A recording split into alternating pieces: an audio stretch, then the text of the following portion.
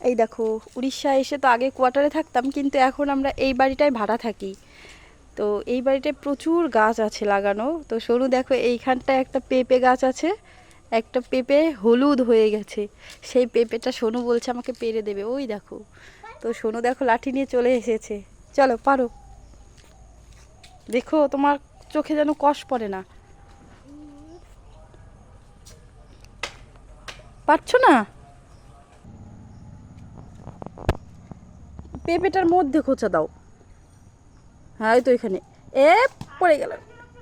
ধাপাস, পেঁপেটা পড়ে গেছে। নিয়ে আসো, নিয়ে আসো, নিয়ে আসো। কষ না, ওই সাইডে ধরো, কিচ্ছু হবে না।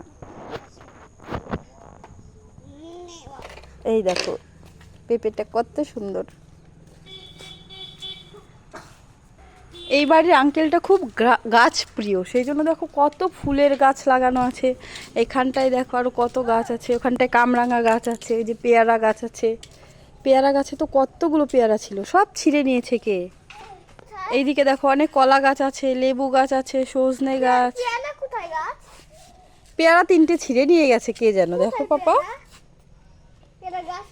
ওই যে পেয়ারা গাছ দেখতে পাচ্ছ না, এই নিচে 3টে পেয়ারা ছিল, একটা পেয়ারাও নেই এখন, সব কে তুলে নিয়ে চলে গেছে।